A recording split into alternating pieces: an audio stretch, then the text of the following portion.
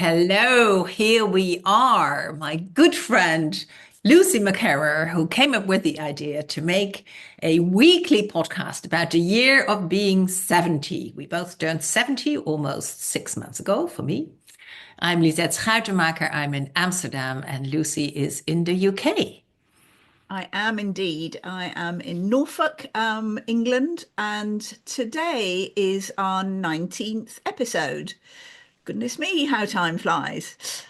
So today we're going to talk about turning 50, which for us happened in the year 2004. So we're going to look at that year. And we're also going to think about friendship and the friendships we had when we were 50 and whether and so when we were celebrating our 50th birthdays, we would have had a specific group of friends around us. And I'm interested to know, Lisette, who those friends were for you in your year of being 50. A Were year of being 50. Yeah, for me, I like to celebrate my birthdays. It's actually something I learned from my parents. They thought, they wanted to celebrate life, and so they celebrated their birthdays and wedding anniversaries and our birthdays, and I picked that up. And thinking about being 50, it's like there wasn't really an idea forming until we were on holiday in Switzerland. And I clearly remember this moment of walking behind my husband because he's a much better climber than I am. And then saying to him, this idea keeps coming back of having a dinner with only men. And then I will be the princess in their midst. lovely.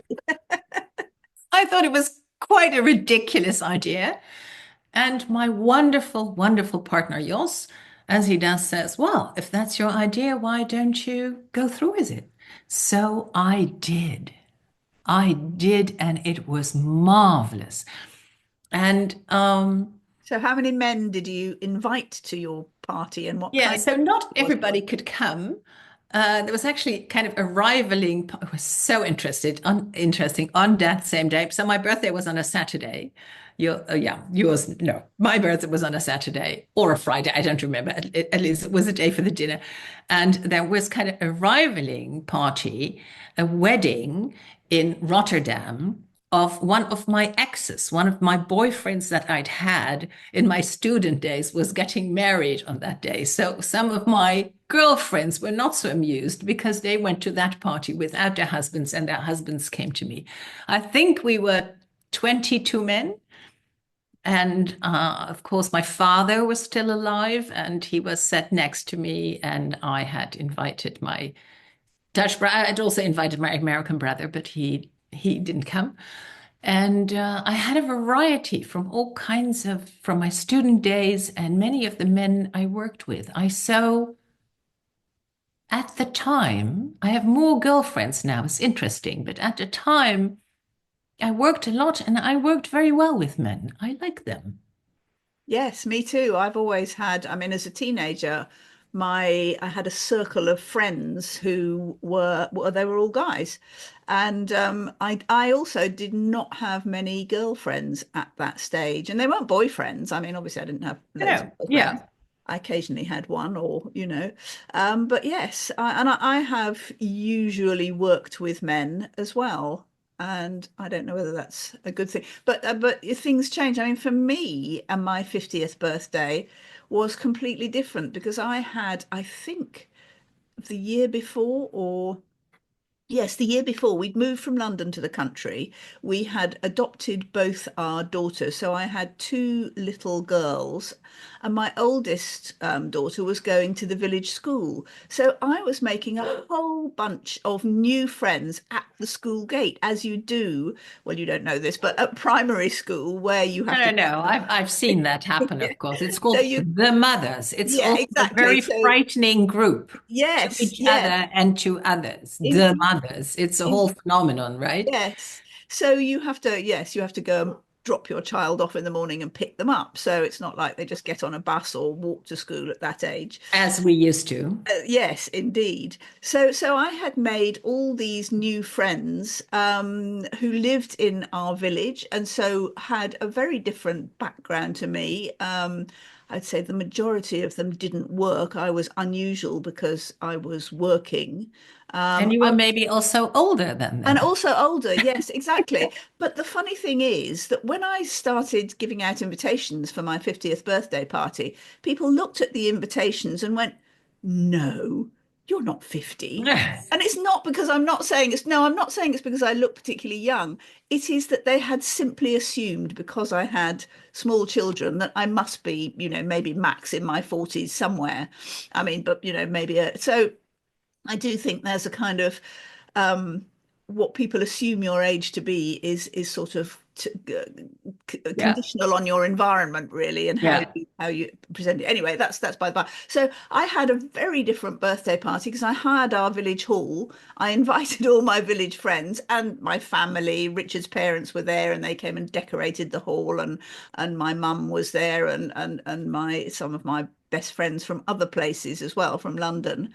And one of my best friends, his partner, is a fantastic chef, so he did the cooking. So it was quite a sophisticated village hall party, but it was in the place where, one of my kids was at playgroup where we kind of, village life happened. So this was a whole, and it was sort of, I had girlfriends at that point because they were, the mums at the school gate. So it was new. It was kind of transient because as soon as they grew up and went to secondary school, then that all stopped happening, and the friendship group of mothers kind of drifted apart.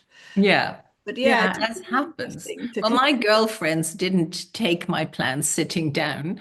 They organized a surprise party for me a month oh, later, which was very, very sweet, oh, very sweet. And they lovely. said, they really let me know. Um, Maybe, I didn't think they were as important as the men in my life, but they felt that I mean, it moves me now Yeah, that they went through, yeah, really a little committee got together of women who otherwise don't really know each other and made this happen for me. how very. Also, the men's dinner was so lovely. It was Yes, no, do such tell a, me how it went and what you. yeah, it was a few doors down from where we lived. There was like this private dining room with this woman entrepreneur who is a wonderful chef. And so we had drinks at our house and then we walked over there. And I don't know, the conversation was just nice and kind, and they had lovely speeches. My brother, my Dutch brother, said that very often he couldn't make head or tail of me, and wanted to, as we say in Dutch, glue me behind the wallpaper. That's what we say What when does you're that mean? It's really a great fed phrase. up with someone, you kind of glue them behind the wallpaper so you don't see them anymore. So that was his speech to me, and then he expressed his kind of bewilderment at the kind of men who were around the table because they were quite normal people, and he was, And he's not he was normal. surprised. Oh, I see. Oh, he was surprised that He they was weren't. very surprised at the people I had there. And my wonderful friend Eckert was still alive, and my father actually held a very, very sweet speech about how how when he was young he wanted to make a good impression, so he walked with his hands behind his back. He thought that gave him kind of poise. And in Utrecht, so when I was even younger than two, he was walking with us, with me, and then I would walk like that too. And there were two women sitting on a bench, and they commented, and he'd always remembered this, so sweet, who commented and said, "Look, that little girl is exactly doing what her father does." And then he went on to say, "That's the last time you did anything the way I did." And he said, and it was really beautiful, he said, "I often don't understand what you're on about, but I have learned that 10 years onward, I read about it in the newspaper." Wow, that's a I felt so, so seen by him. Yes. No, that's lovely. That's lovely. But I do think that you took your father as a role model for far more than your mother, didn't you? I mean, Yes, I know you may absolutely. not have done things in the way that Yeah. you would have done them, but you were never going to be a housewife and mother, and you were a business person from. Yeah, but I spoke with this yesterday with my sister, who her husband has had a knee operation. So now he is, we call him the food and beverage manager, her husband. And and now my sister needs to go grocery shopping and cook and do all the domestic things. And she go like, oh. I mean, she doesn't do anything of that at all. And my mother is like, when there was sun out, she would just drop everything and sit in the sun and thought that was an activity. And I now, with these wonderful, glorious spring days, I do the same. I do resemble her maybe more than I ever gave her credit for. Yes, I think it's interesting how we kind of see our traits, our parents' traits coming through us at different stages Yeah, later in life. yeah. I was talking to my mum about the novel I'm writing set in my childhood, and I was saying, "Oh, I remember this and I remember this," and she was saying, "I don't know how you remember all that. You're just like your father. He had that kind of recall and could remember things." And I'd never thought that of that sim. I always think I'm quite different to him, but actually I'm not. But Yeah, that's a yeah, nice yeah, thing to yeah. me to have in common with him. Yes, very, very lovely to realize that actually. It's kind of endearing is the word that comes to me, and Indeed. kind of honoring them long after they've gone. Yeah, yeah. But with your friends then, so you had all these new and younger friends, Yes. and, and then And then, I mean, 6 years or so for the years of school. yes, which were probably in total, I don't know, with both daughters about 8 or 9 years. But I don't consider myself a good friend. I'm not good at being a friend. I'm scarcely in touch with anybody I was at school with. I mean, I kind of follow some of them on Facebook and I'm interested to see what they're up to, but I feel that I'm not in the same place as a lot of them. I don't have much in common with them. And I mean, the reason I'm often in touch with people and involved in their lives is because I'm working with them. I mean, I see a lot of you at the moment, which is lovely because we are doing this, which, you can see it as a sort of piece of work, a project that we are doing on a weekly basis. And it's lovely. But I know I mean, somebody said to me who was in my mastermind group who was leaving this time, said, "Oh, I hope we'll keep in touch." And I said to her, we need to find a project to work on if we're going to keep in touch, because otherwise, much as I love you and consider you absolutely a friend, I know that I won't keep in touch in a just a, I mean, in a just a sort of domestic almost, I mean, an outside work way. And I See, this admire is people who do that. so liberating that you're saying, because I've never heard somebody voice it quite as frankly as this, but it is as if you're talking about me. I am not a very good friend. I'm not a very good friend. I don't keep in touch. I mean to telephone people who I know and then week after week, and then I'm not. And the other day I said I met this young woman, very wonderful, wonderful designer of, well, wonderful things. And I said, I would like to adopt you as my niece, but the best thing would be if you could give me a role somehow in your company and not paid or anything, but kind of a counseling role of a person to bang off. And I would like to, because then I'm just not good at talking about things that are not work related. No, I Bit know. ashamed of this. I know, no, me too, as well. I mean, I am fascinated by other people's lives. And when I do catch up with people, I do want to know what's happened to them and their families and, sort of, but I just don't do it. I mean, like, I mean, one of my daughters-in-law is absolutely brilliant. She has friends who go back to school, university friends, and she's always in touch with them. She almost takes the role of the one who holds them in a group, who has outings. They go for drinks, they go for dinner, they go for holidays even sometimes. And I just I'm not motivated to do that at all. I mean, I think it's absolutely lovely with, people who do that, but it just, yeah, I mean, work type things for me, it's work and family, and I don't have a lot of room for other stuff. I don't And prioritize. I don't have a family. You don't even have a family. You've got no excuse. No, I mean, Yes, so for me, it really is work. And I dread sometimes, when that stops because we are 70. It hasn't come to a halt yet, but it will one day. And then what? But I know. That's yeah. frightening actually, because then you kind of get to the stage where you think, damn, I wish I'd kept up with all those friends, and now maybe I'm on my own. Who knows? I mean, I hope that won't happen, but you never know. It could be like that.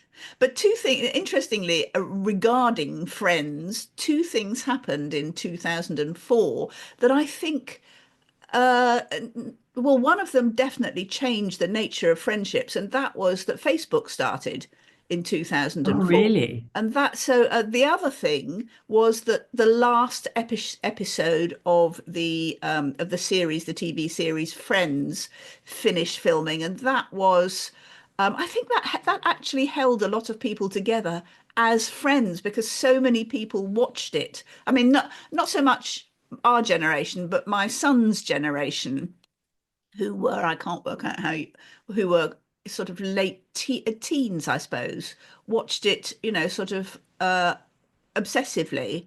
And Oh, really? Maybe yes, that's I'm why not I've so. never watched it. It's I have no, I mean, I have some, I think it's Jennifer Aniston, right?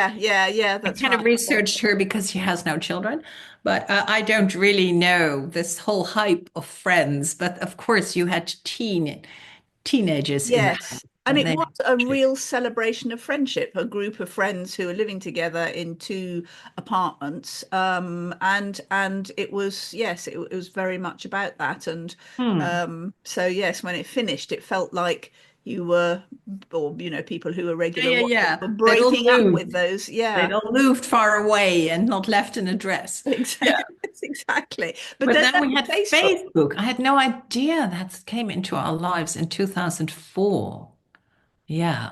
And that I think that has changed the net. I mean, I now do keep up with people. I find that a really that works for me, that I can keep up with people. I mean, I spent 8 years in Australia, so I can keep up with old friends in Australia just by, looking at their posts on Facebook, commenting, saying, "How are you?" And that's that's enough for me. I find that people complain about Facebook, and of course, there's lots of I not it's not just Facebook, but I think that is the main social media platform where you keep up with friends. I mean, LinkedIn is mostly about work. Yes, but that's why I like LinkedIn so much Yes, because it is about work and it has real content to it. yes, yes, yes. Yeah. No, you're right. I mean, But I think we found each other again also through Facebook, right? Is that not how our probably, friendship kind of it rekindled? may I don't well be know. true. I don't remember. What did we I do? don't We remember just, either.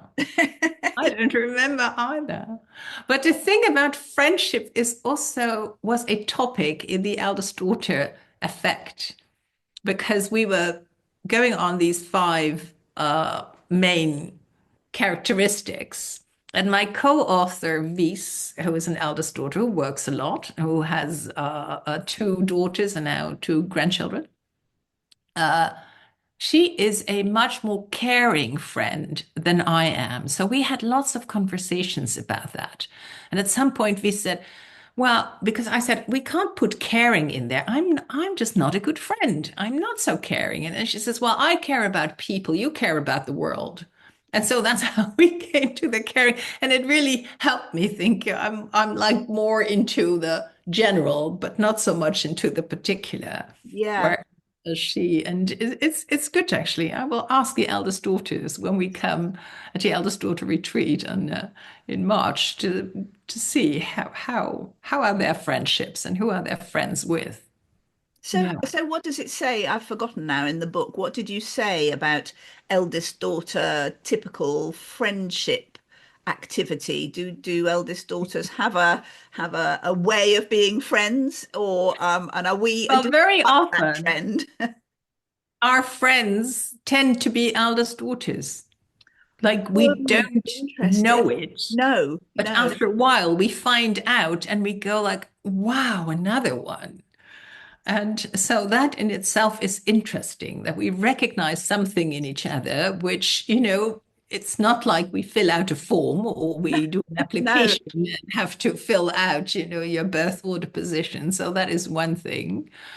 And yeah, as the kind of responsible, thoughtful, dutiful people that we are, women that we are, we often have conversations about those kinds of things. It's kind Yeah. of, we're often not the best party goers. No, no, no. No, you're not. I am. I do like parties, and once I'm there, I'm often the last one to leave. So that's different. But we like our conversations to have a topic of interest. We like to learn something. That's kind of because we're thoughtful eldest daughters. So it's not Absolutely. Yes, yes. I just I can't. inane conversations and lots of laughter. Yes. Serious, serious business. Yes, yes, absolutely. Yes. No, I can't make light conversation. I just have nothing to say to people on a kind of, how's the weather? What's the sport doing? I just, a kind of like pub conversations, just I can't do it. I just No, me neither. And it is an art if people can do it because it yes. does Oh no, lighten it's up our so life. enviable. I would love to be able to just talk to anybody about anything. Yeah. Yeah. It's I find it so hard. But So did you find it difficult to become 50? How was that for you? I think I did a bit. I think actually I found it worse than becoming 40 in a way, in a kind of, conceptual way. I thought, um, I suppose I've kind of generally thought for some reason in terms of having 100-year lifespan, which is ridiculous, and I don't even aspire to that or think it's desirable. But I kind of felt very much when I was 50 that I was more than halfway and that I had less to go than I had already lived. And that I think that did make me feel a bit sad, I suppose, in some kind of intangible way. I can't think why. I still, still perfectly healthy and I had these little girls, so I was kind of starting again. I had a new marriage. I'd moved to a new home and environment. I mean, really completely new. And I was sort of starting at 50, what I was had previously done nearly 25 years ago. And actually, there's an experiment by somebody called I think she's called Ellen Langer, and she's a psychologist who did a psychological experiment that was called it ended up being called the counterclockwise study. And she took a group of 8 elderly men in their 70s to, I can't remember when this happened, but she took them to a residential retreat that was set up to recreate their kind of environment of the 1950s. And the weird thing was, everything was decorated that way. They had their clothes were, what they were wearing in the 50s, radio conversations, they kind of replayed TV of the 50s, and listened to music of that time. And the strange thing was, the effect was that they kind of got younger physically and mentally. They became more fit. They became more mentally kind of agile. It was very, very interesting. And I really wonder sometimes whether having completely reset my life between the kind of ages of 40 and 50 and sort of behaving again as I would have done, as I did when I was like in my late 20s and 30s, in my Interesting. 50s, whether that had some kind of Has effect. rejuvenated your self Rejuvenated and me. your I thinking. thoroughly recommend completely wrecking your life in your 40s, having to start all over again. Yeah. know. I really don't. But I do wonder whether, that. And then I started a new business in my 50s as well. And that was a startup, and it was like, sort of again kind of what I actually did in my 20s. So And maybe we can safely say life does not end at 50, no, right? that's I mean, every week we're showing life does not end at 70 either. yes, Some indeed. people already think that about, oh, I'm 50 now, Yeah. So Middle what were age. you doing at 50 then, Lisette? You'd done in your 40s, you'd had this kind of reset and you'd been to the Brennan School of Yeah, well, in 2004, I was still in the Barbara Brennan School. Right, right. This 4-year training to become a healer, which is basically, seeing people in their wholeness and seeing what you can do to restore them to it physically, emotionally, mentally, spiritually. And I had become a trustee of the Findhorn Foundation, which was a huge, huge honor. And I sat in those first years, I was very much beset with what I call childhood conclusion two, which is very much about being not good enough. I thought I'm not spiritual enough. I'm not knowledgeable enough about the whole world of eco villages and spiritual living. And also, I felt childhood conclusion five very much like an imposter. I've often felt people think I am this businesswoman, and that, when they get me in, their business issues will somehow be solved. That's what I think they project upon me. And then, of course, I am in business, but I'm not really a businesswoman. I did not make a career at Procter and Gamble or Deloitte or any of those big businesses. I had my own business and solved my own problems, but it was, small. And so I always feel that they got, again, a Dutch expression is they got a cat in the bag. So a That, cat in the bag is when you think you've got this huge thing and then you open it and there's a oh, cat in the it. cat. So I always think I'm a disappointment. I think that also hails back to being the eldest. Yes, I was going to say, I know that's something that, eldest you have, identified that eldest don't Yeah. suffer from. We think we're a disappointment because we were replaced. We clearly weren't good enough. We weren't good enough, so they needed to get another one.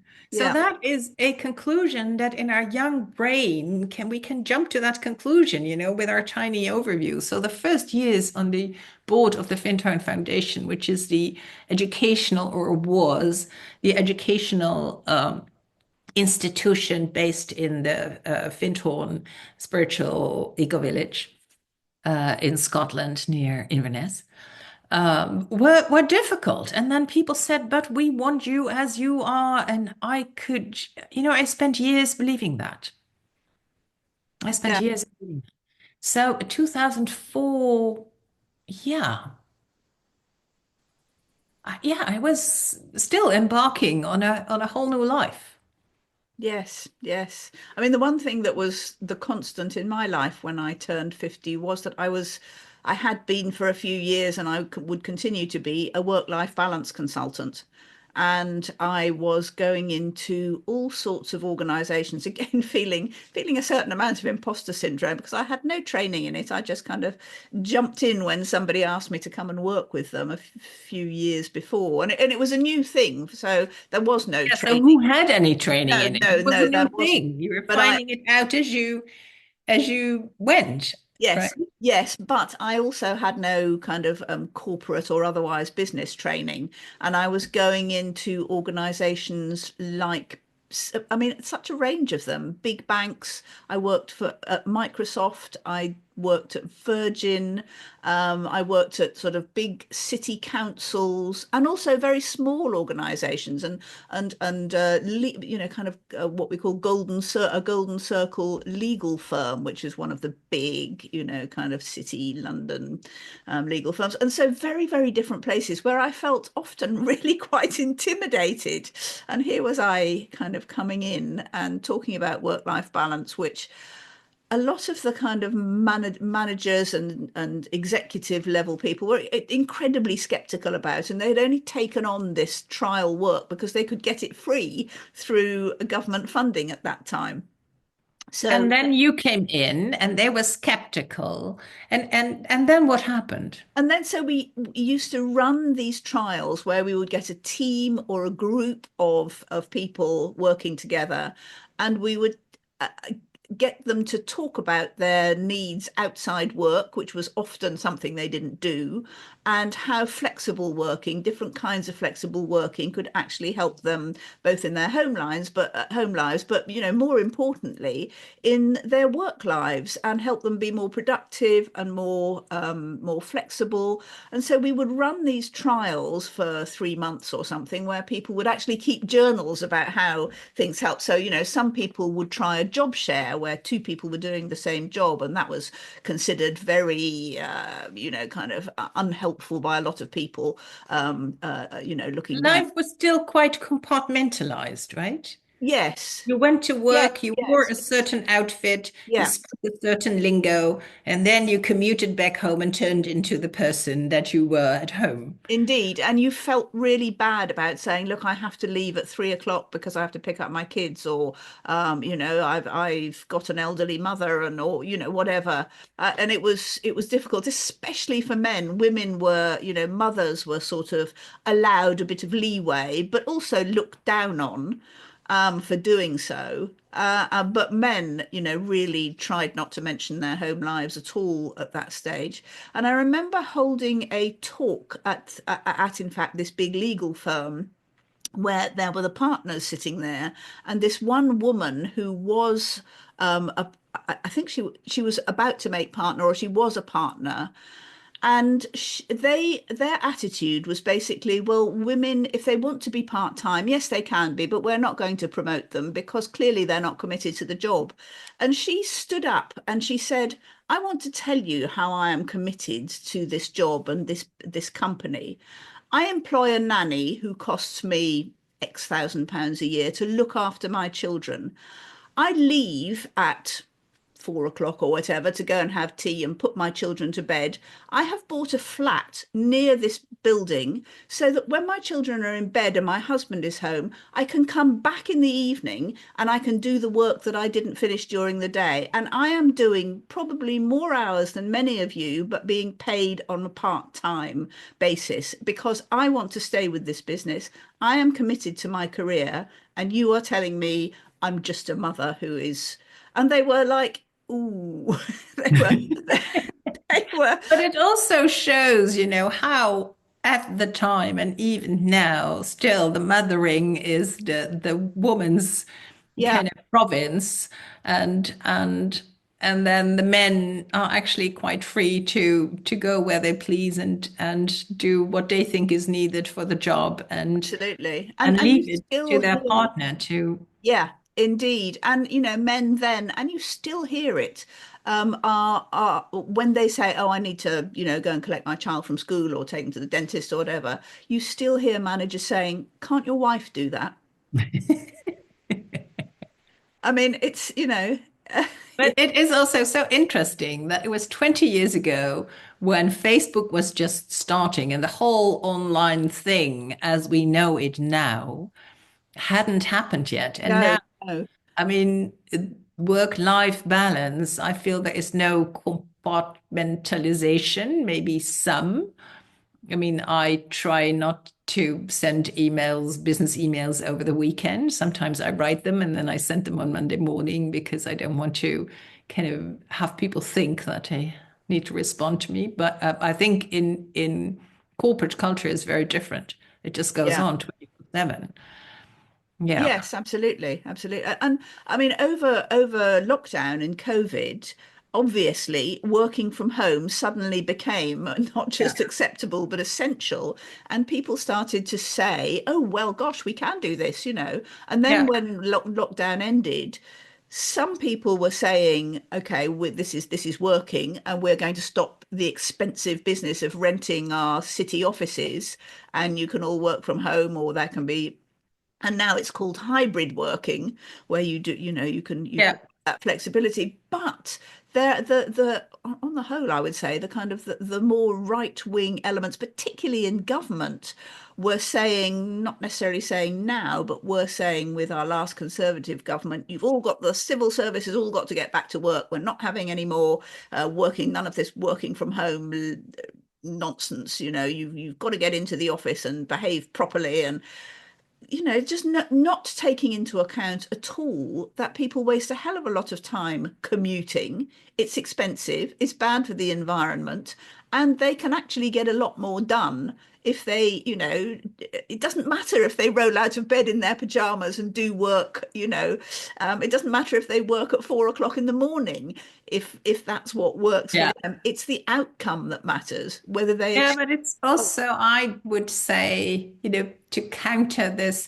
there's there's little conversations that happen because you meet at, the coffee counter, or you just, walk by somebody's desk, and you wouldn't call them for that. And mostly when you work from home, you kind of have lots of back-to-back calls also.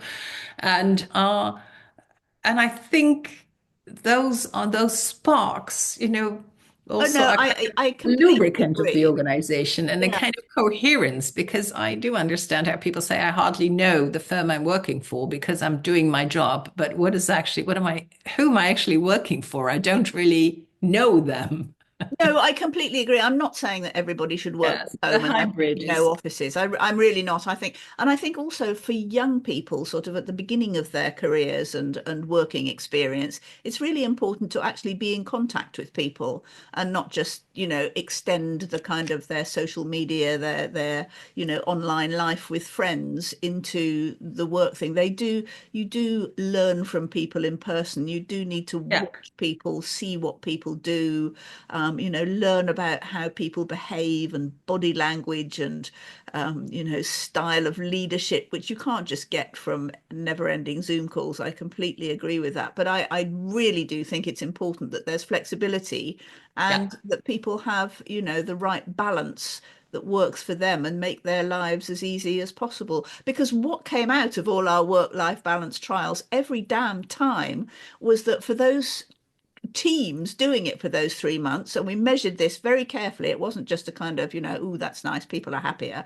Productivity went up, retention went up, and recruitment was easier. If you advertised a job and you said there was flexibility, you got far better candidates to applying for it. So wow, every time, all those things. So basically, the bottom line was positively affected. And but nonetheless, most of those sort of corporate organizations that we did this for took no notice and just went on um, mm, operating in the So the same way. program was successful, and the clients were Yeah, happy, but the corporates kind of good, like, wow, all this new. Yeah. So how long did you do this for? I did that for about 10 years. Yeah, I did. It was, I wrote, I wrote a couple of books on work-life balance, a personal one and a kind of corporate manual. And yes, it was all kind of new and exciting then. Yeah. And then it just became Yeah. mainstream and, people didn't need, HR incorporated work-life balance as part of their remit. And, you didn't need outside consultants coming in telling you how to be nice to people and raise your bottom line at the same time. So Yeah.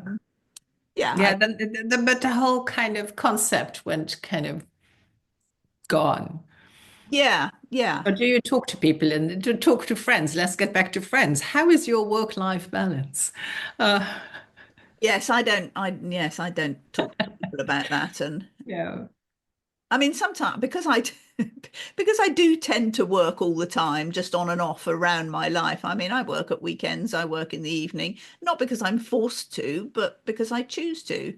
And Yeah. there are other people in my businesses who don't do that at all, and that's fine. I totally respect their need to have a break and to spend uninterrupted time. Well, I'm just happen to be very good at jumping quickly from thing to thing. So I can easily, be cooking a meal. Actually, no, this is not such a good example, but cooking a meal, thinking, oh God, I never replied to that email, rushing off and doing it, doing the email, And coming back not and burning what the you're fact cooking. I burnt the yes.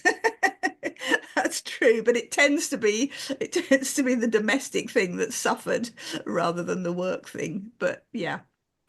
So yes, that wasn't a very good example to say I'm good at multitasking. Well, no, it's very impressive. It's very impressive. Yeah. That you can cook and do emails at the same time and Wow. not, and still serve a good meal. Yes. Yeah. Yeah. Oh, so what are our final thoughts about having turned 50? Was it a good point in our lives? I think it was a good point. For me, it was a good point in my life. Yeah, I felt I was more rooted uh in my own circles, in my way of being. I was discovering whole new worlds and training myself and yeah, I think I was in a good place at 50.